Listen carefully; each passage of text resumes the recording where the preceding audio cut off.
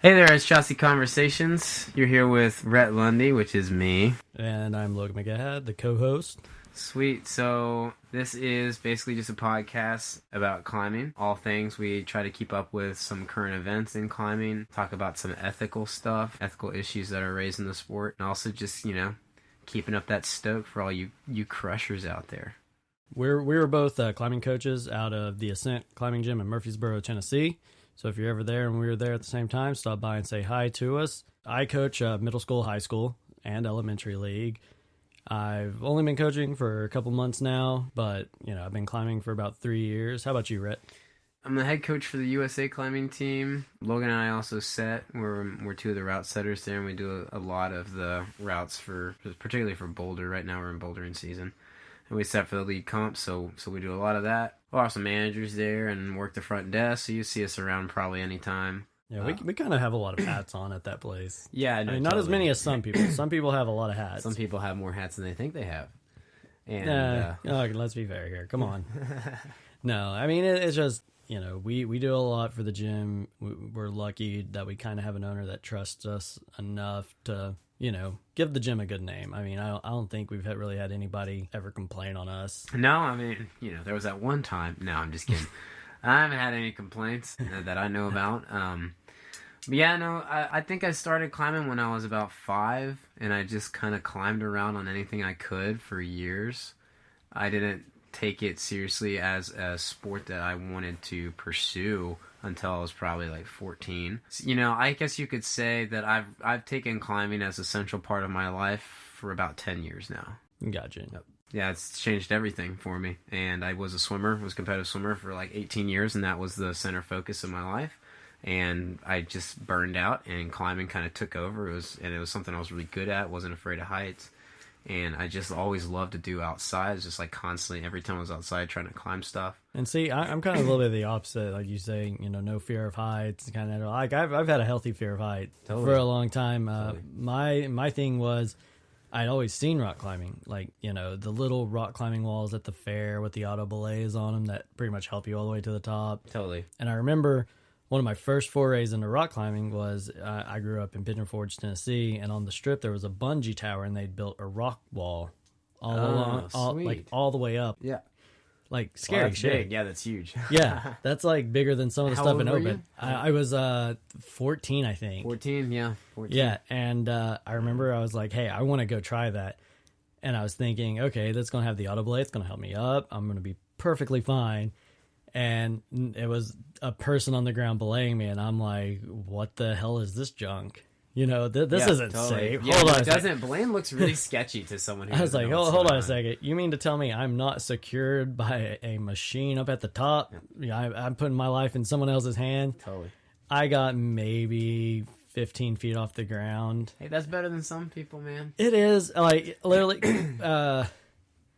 I was just so sketched with it. I was like, no, this is not for me.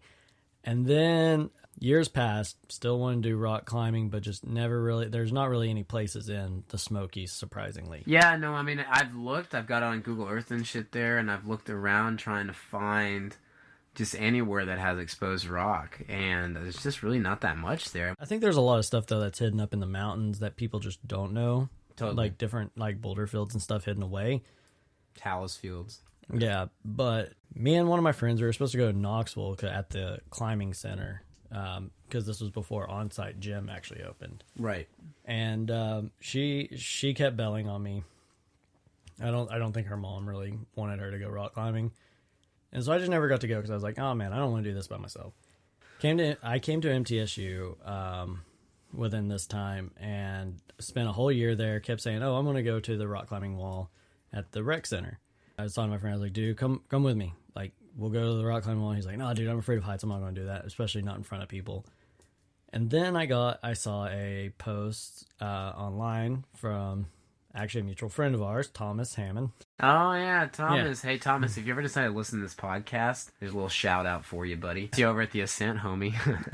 Yeah, so it was actually, he had sent out things saying, hey, come join the MTSU climbing team. I sent a message back like, hey, I'm interested in this. Sent him my email address. He sent me all kinds of information. He's like, come to this meeting. So I went, And at that point, I was like, okay, I'm in this. Like, I'm just going to do it, even though rock climbing on this 250-foot bungee tower or whatever. It might. That sounds really high. Maybe it was about 75 to 100 feet. Okay, yeah, that sounds about right. You're thinking about this back with a lens from like a 14-year-old, so Yeah. That trips me up a lot too. Yeah, no. But that was my only try at rock climbing. So, I paid the $30 dues to be on they call it the climbing team, but it's actually the climbing club. Yeah. So you have to pay club dues. Yeah.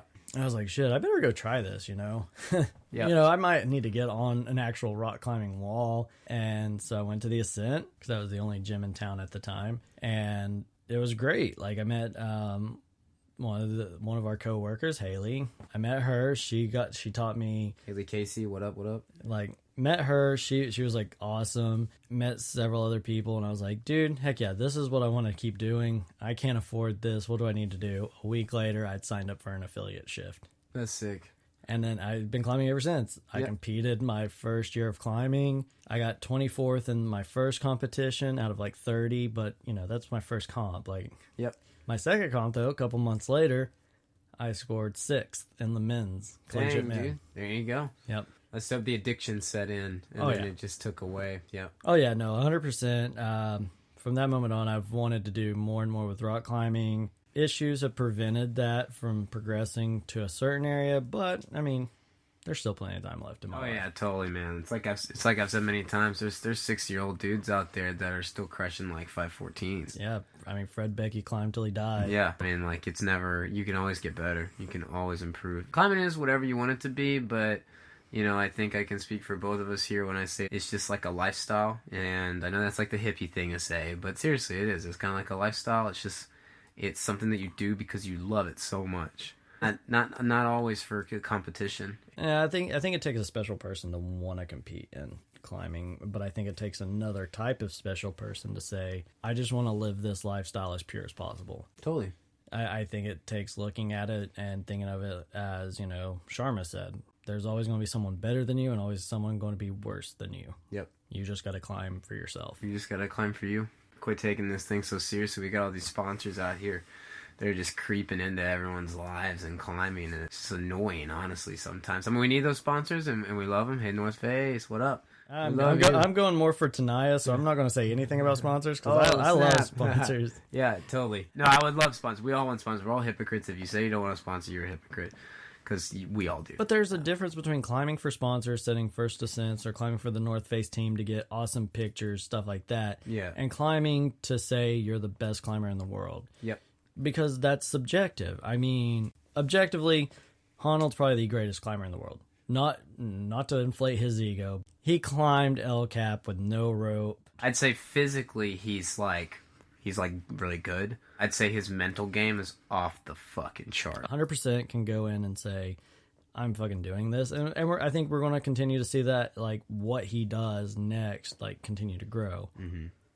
You look at it as, kind of subjectively, like, I know for myself, and I think I speak for you as well, like, one of the best climbers in the world is Chris Sharma. Absolutely, yeah. And in history, too. Not for just the way that he looks at it, let alone the fact that he's incredible at it.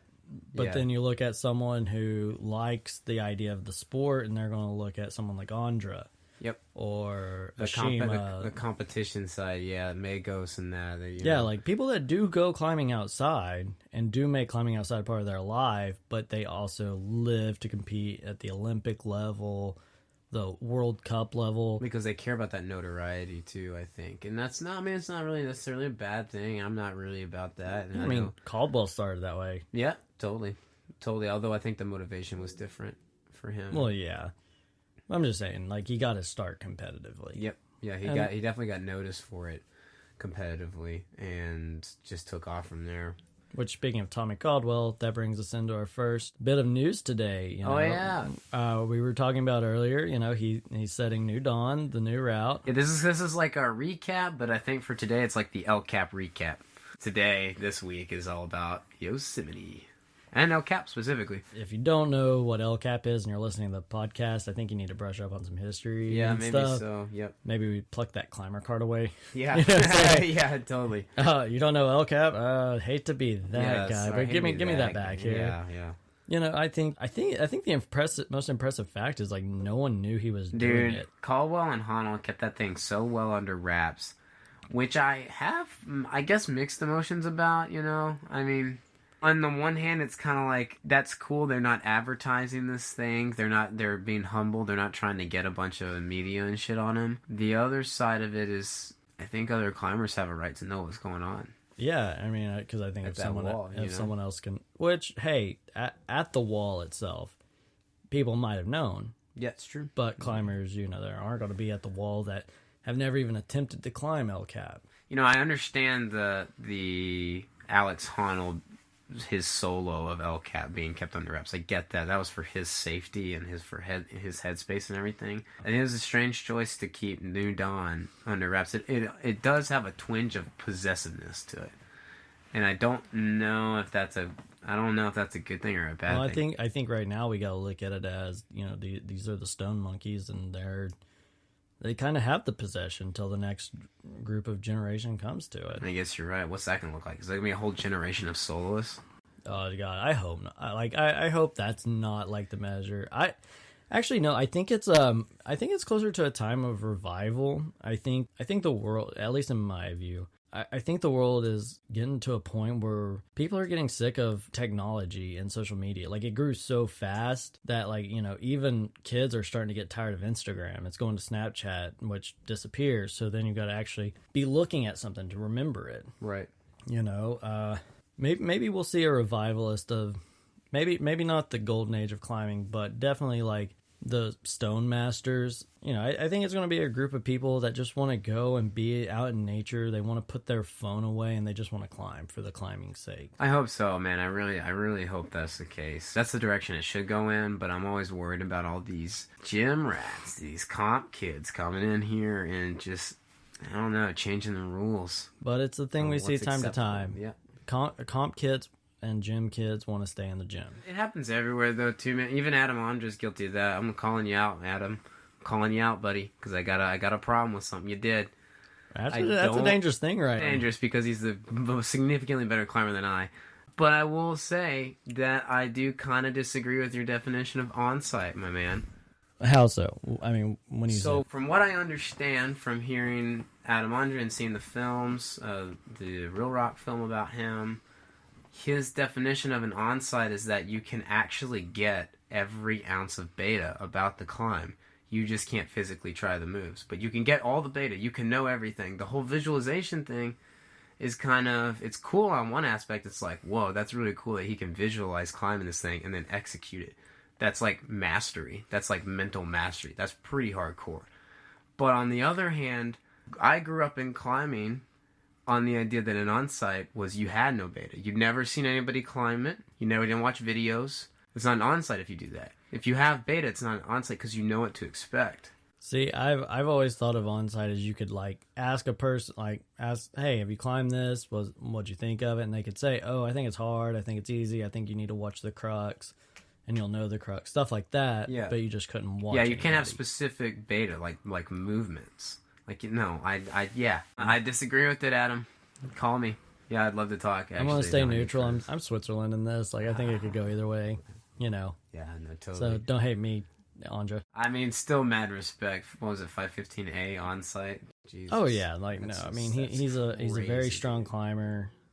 I'm curious to see how everything goes with his Olympic run and everything. Yeah, he's got one shot. I mean, he squashed it on his first one. He's got another shot to qualify, and that's coming up. I think it was January, February. I don't know. Call me, Adam. Let me know.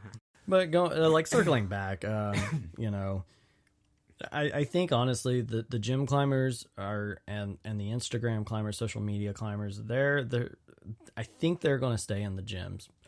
Because you can set cool stuff in the gym that looks good on social media. Totally.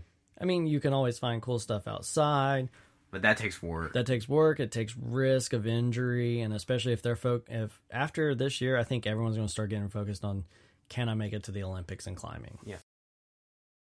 It's also when you are climbing indoors, you can set to exactly how you want to climb. Outdoors, you can't always find that perfect boulder. Sometimes it's a shitty erect climb, and you don't want to scramble up and just smash your face on it, but you gotta, and it sucks.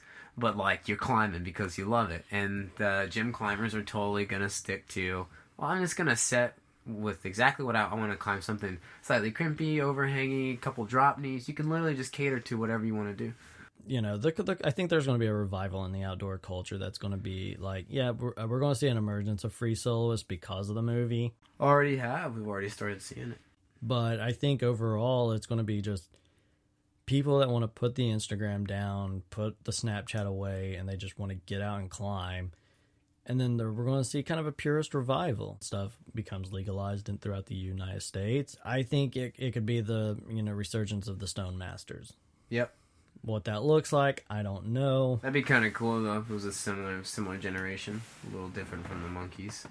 But back to El Cap, we've got a couple other items. Let's talk about Emily Harrington. Yeah, Emily Harrington. So what was that? This morning took some sort of bad fall. Not a lot of information given by her to what was going on, but from what she says, she took a pretty bad fall and somehow managed to get her neck caught on the rope, not wrapped around her head or anything, but like I guess caught against some friction with the rope as it came down, and she got a massive rope burn around her neck. She looked pretty beat up, maybe smacked the wall a few times. Like I saw the pictures and I was like, holy crap. Yeah. So pretty bad fall. Yeah, and I think they said Honnold was on the rescue team to go in and get Several her. people, but the notable one I guess for everybody would be Honnold. Yep.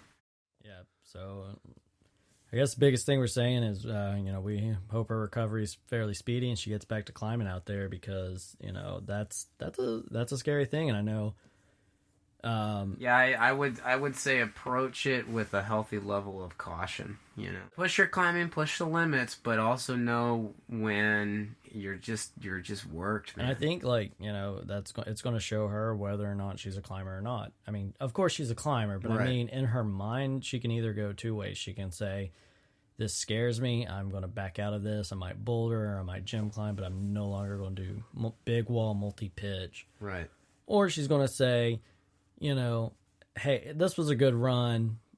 This happened wrong. I just need to go and fix this, and then gets right back to it. And she seems like a get back on the horse type of gal. And that's what I'm hoping. Yep, totally. I hope so too, because she's a crusher.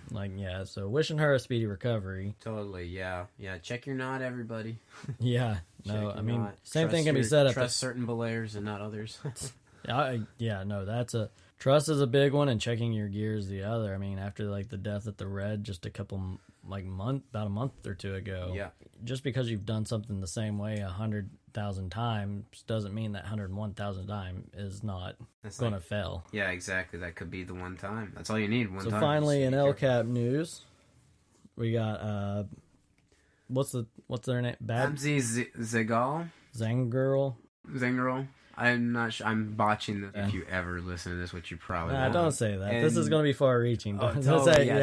Overseas audience here. Jacopo Larcher, also I believe he's Italian. I'm not sure where Babsy's from. Yeah, free climb the nose. 8th and 9th people. That's pretty cool. Shout out to Lynn Hill for paving the way. Jacopo is really coming into the scene as a crazy good climber. He's kind of crushing it all over. He's been a great climber. Don't get me wrong. He's been a great climber for a while.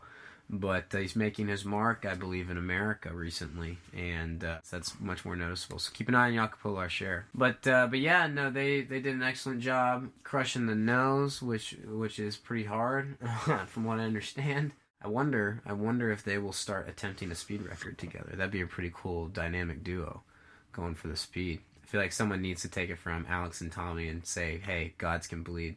Brad Gobright has already done that once, or maybe twice, I don't know. I hope that's not an insult, but Brad Gobright's got to be one of my favorite climbers because he just is a total maniac on the wall. That guy crushes. He not only crushes, he does it in a sketchy fashion. He is just a manhandling climber, man. That guy. Mad respect to Brad Gobright. He free solos some crazy stuff, which is, that's to each their own, but yeah, I think so if his solos freak out Honnold. I think he's even admitted that, actually. I believe in an interview that Brad Gobright's solos like actually like freak him out. They're just like crazy on sketchy like limestone and choss and stuff. So here's a quick list of we've had 3 this year free the nose. Yeah. So who is our third? Seb Berth. Gotcha. He's Belgian. Gotcha. Excellent. Man, these foreigners coming over, they're crushing Yosemite. I love it. Let's get some new culture in there. Go back, it was first freed in 93 by Lynn Hill. Yep. Again in 94 by Lynn Hill. In 2005 by Beth and Tommy. Yep. And then again in Tommy, but Tommy did it twice.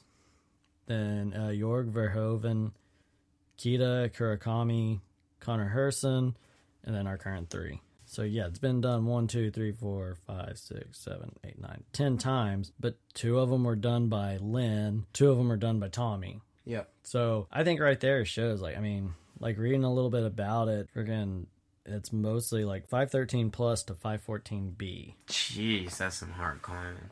Yeah, and it's not, you know. Can you imagine speed climbing that? That's crazy, dude.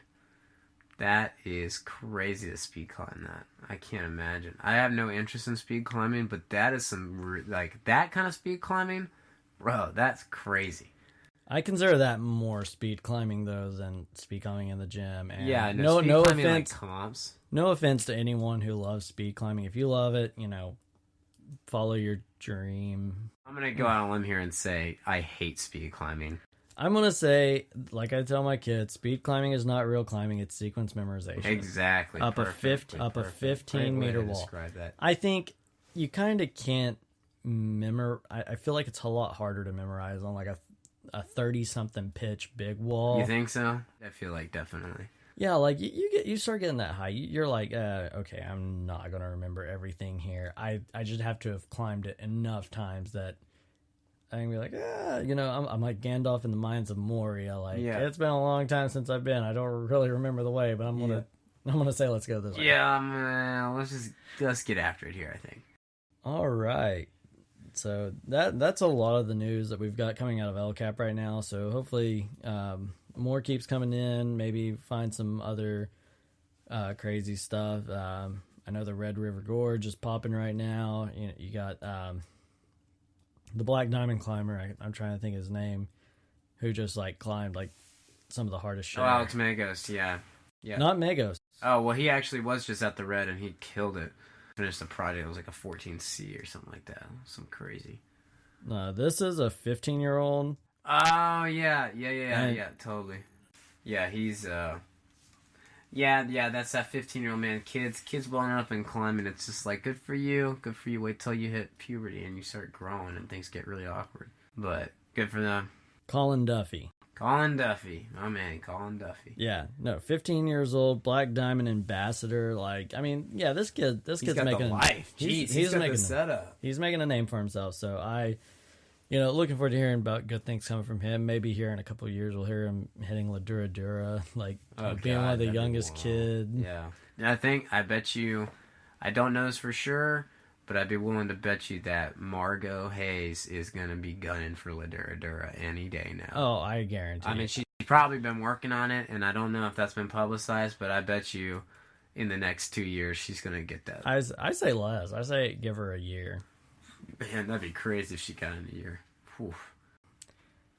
Yeah, I think she'll get it because she's already gotten 515B. I think she's gotten into the 515Bs, so it's just like at that point, you know, I feel like with the territory that she climbs in a lot, the next frontier is going to be La Dura Dura. What I'm actually looking forward to, the next ascent of the Silence. Yeah, I want to see somebody do this thing because I think a couple people maybe have attempted it since it's been set, and they were like, it's basically impossible for them. And they're like 515C climbers, like they're already amazing. I would love to see if Sharma could pull any of the moves. I would even be curious to see Magos go in there. I would love to see Magos go in there. You know, he actually made a public post on Instagram the other day about how he's trying to become the greatest climber in the world. I can believe that. Alex Magos, that guy wants to be the best climber in every aspect of I guess, sport. Basically, he's not, as far as I know, he doesn't do anything big wall. He's just really big into like bouldering and like hard sport climbing and gym climbing. like for comps, and that just he's like really athletic. Yeah, I've never heard of him doing multi-pitch big wall. Yeah, and I'm sure he's done it, but it's definitely not a central focus in his life. No, and I'm curious to see someone else climb silence. I'm kind of curious to see some of these climbers like, you know, Honnold and Tommy, like getting into like a hardcore mountaineering. Oh, I would love to see that. I know Honnold probably won't because he just doesn't like it destroys his hands and stuff. Yeah. But I still would love to see it. Like, I would love to see Conrad pass the torch to, you know, one of them. Yeah, that'd be cool. I think Conrad's going to have to pass it to somebody else. Oh, yeah, no. I feel... Hayden Kennedy was heading on that track before he passed, R.I.P. I don't know, and I just see, you know... I feel like, you know, we have Reinhold, who's still alive and kicking and doing his politician thing. I think, literally, we're going to see Conrad climb until he dies. Yeah, I think so. And it's sad. Like, I don't wish that on anybody. I hope he passes the torch just to someone else and, you know, retires and, you know, goes the lecture circuit route, talks about his life. Exactly, and climbs what he wants to, but, and I think he's kind of in that phase now, but I'd be willing to bet that he's got another project because that's how we are. I mean, well, think about it like this, though. I mean, he's climbed Antarctica. Yeah. How much more, like, how creative and insane can you get once you, like, I feel like that is the, you know, that's the end right there. Like, you know, that's a place that no one else can literally go. Totally, unless they have, like, teams backing them up. Mm-hmm. And he's got to do it. Him and Jimmy, Honnold and Cedar, like, all of them. Mm-hmm. Like, where do you go from Antarctica? I mean, we've seen the size of these walls. They are massive. If you're an alpinist, if you're a mountaineer, I feel like, you know, you probably go back to the Himalayas. Get some of those untouched peaks. Yeah, try to. Maybe wait it out until some of them open up that you can. There's an untold amount of climbing in the Himalayas. I can't imagine all of it's been touched on. Well, I know there's a lot of peaks there that are very sacred, so they are 100% not allowed to be climbed. Yeah, no, I've read that too. Yep. Because there's some that would fit within the 14 parameters. That's right. You know, the 8,000 meters, but you can't climb them because of, you know, religious aspects, and, you know, and I respect them for that, like, that they haven't given into the tourism industry saying, hey, let us climb here. Yeah, and I think until we as humans and as climbers can learn to be more responsible with the way that we approach these mountains, I think we should have that taken away. I think that they should be protected at all costs because I think there's too many wealthy people buying their way up these mountains. But I could talk about that for hours. Yeah, we'll have to do that one in another episode because I could go on about that. I will say, like, as part of human nature, it's kind of bad to say I still want to go climb those mountains just to see. I do too, but I want to do them on my own effort. I mean, I want to under the radar, just kind of. Yeah. I don't want to have a spa at Camp 3. You know, I want to be roughing it. I want to feel that feeling that comes with knowing that you did something and that you got by on your merit, like that feeling of accomplishment. And I can't imagine that a lot of these people who climb Everest have a feeling of accomplishment like that. I think it comes down, it's different for every person. I think the person that, you know, there has to be some sort of feeling like I've done this, from the people that have said, this is my goal, I'm going to do it however I can get up here. Right. So, I mean, you got the doctor that, you know, lives his 9 to 5 in, you know, suburban Chicago. Right. Who has just put his life savings away just in the hopes of, you know, hey, I've worked through medical school. I've worked through, you know, shitty residencies, you know, hospital shifts where I haven't got to spend time with my family. Now I'm at a place where I can afford to do this. I'm going to pay the $500,000 to go climb. Right. And I'm going to get my spa on Camp 3. I'm going to relax when I go there because this is what I've worked for. Right. I think that person has a right to say, I accomplished something that people can't accomplish. Doesn't mean I agree with it. Well, they accomplished something people can't accomplish because they were able to buy their way into it. That's true, but they didn't accomplish it because they worked for that. They just worked for the opportunity to go there. So I'm saying I don't agree with it. Climb, yeah. Like, I don't agree with it. But I'm saying I can understand where they say, you know, I definitely understand it. Yeah, I understand that they have that feeling. But if I was in their position, I would not. I would just might as well not have climbed it. Just another tourist venture, just another. I just went on vacation. Because in the end, I didn't do it. You know, all my Sherpas did. And I understand that you have to use Sherpas to a degree, but I don't think you have to use Sherpas carrying useless items. No, that I do. I have a problem with that. I think if you're going to do it, your Sherpas carry essential shit. You carry everything else you want.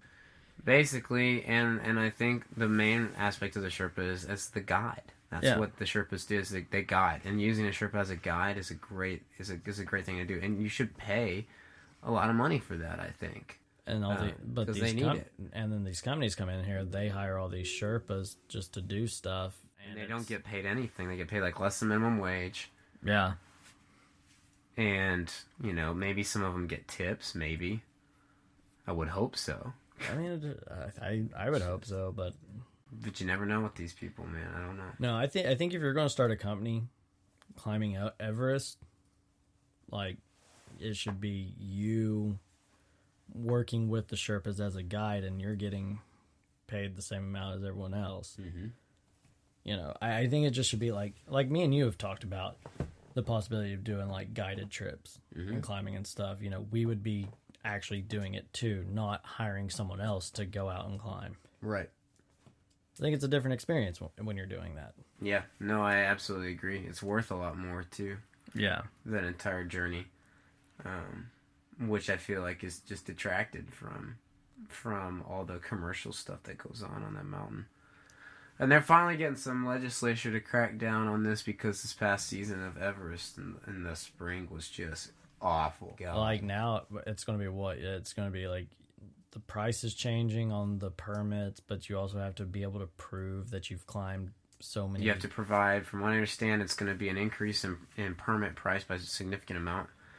And you have to provide proof of several high altitude mountains and particularly Himalayan climbs that you've done. Yeah. So you basically have to have Himalayan experience to climb Everest now.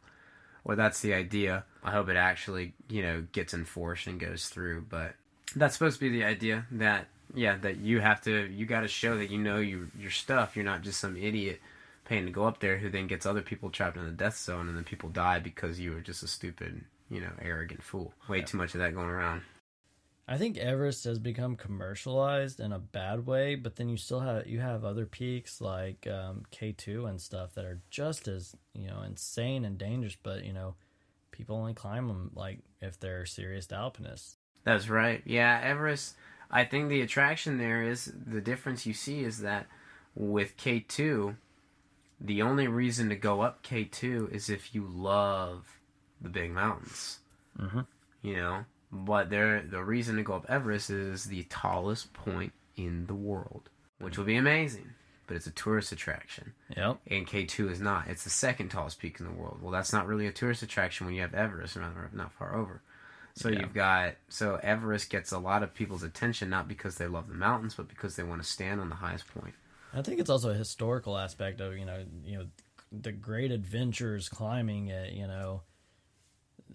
what was the guy that first climbed it? And they're like, "Why'd you climb it?" He's like, "Because it was there." Yeah, it's Redmond Hillary. Yeah, and Tenzing Norgay. Yep. Because it's there. Exactly. Yeah, it's a tourist venture, but it's also an excellent, achievement, life achievement. Yeah. I would love to climb the 7 summits, but I want to make sure that when I do, if I ever get to that point, which I hope so, that when I do it the right way, and I do it the way that I want to do it, which is as pure and as much of me and myself as can be. I mean, and I think that's a noble pursuit. I would love to be able to do that. I think that's kind of where my life is heading, is that mountaineering path. Like, yeah, same. Like, I love rock climbing, and I'll rock climb till I die. But the natural progression in me goes from rock climbing into ice and mountaineering, and that intense alpinism is where you go as you get older.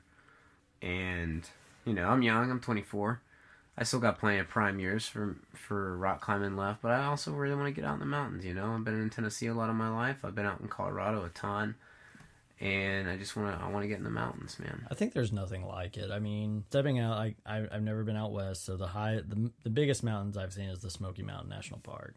Yeah. And the Blue Ridge Mountains, like that whole like length of the AT from here to Virginia.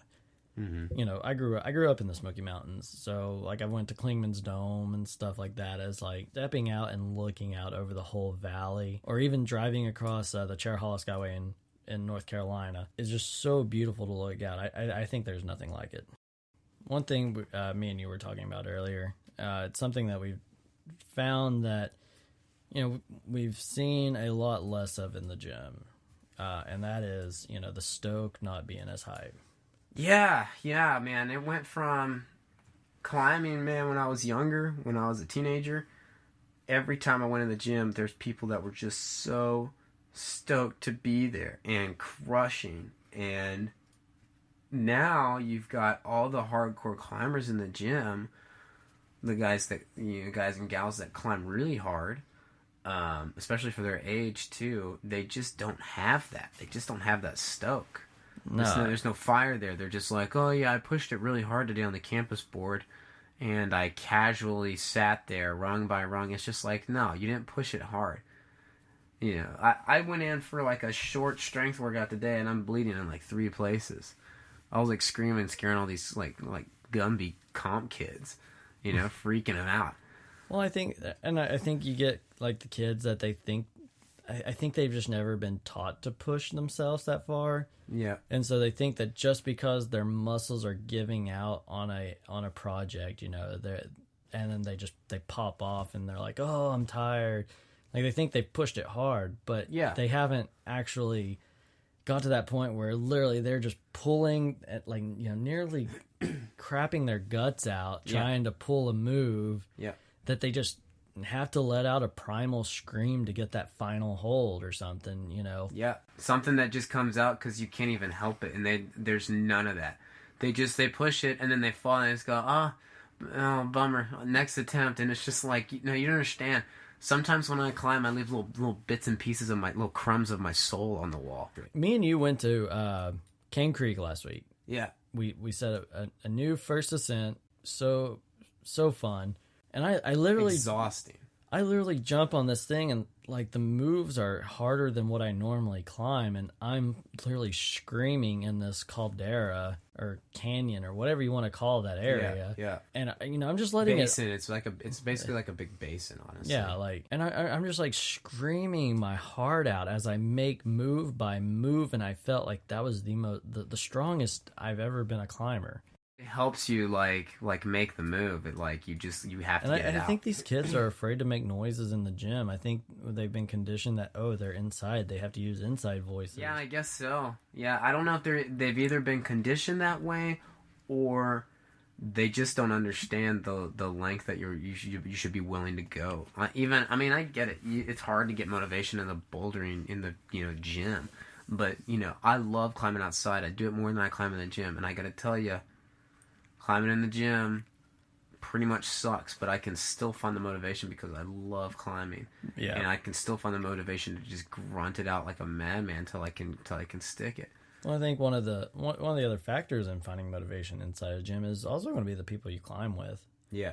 I mean, when I started climbing, as I said, the Ascent was the only climbing gym in Murfreesboro. Everybody went there. I could climb with people that weren't the best climber, but they were pushing me to be better. Mm-hmm. And so I was growing at an exponential rate. And once a new gym opened up and people wanted to see the new shiny thing, I remember like our numbers dropped off, and you know, just about it's finally on the uprise, but for the longest time, and you could walk in, you know, a Monday evening at 6:00 and there'd be nobody in there. I mean, we still have days like that, Saturday evenings. Yep. Or 9 times out of 10, like there's nobody in there. Right. I always tell people, I was like, dude, if you want a good time to climb, come Saturday. And I'm hoping that eventually I tell enough people that it just gets busy and I have something to do. And also, we just hope that there's a new culture that gets established where people come back to the Ascent who want to just go nuts and train and like climb and hard. Also like just be friendly. Like I'm not going to name drop any other gyms because I've climbed multiple gyms and I found it at a lot of places. Yeah. That the style of gym, whether it be super corporatized or super like trainer friendly, smaller gym, they've got different cultures. Some cultures are very standoffish, like, hey, we're just here to get you set up, you go do your thing.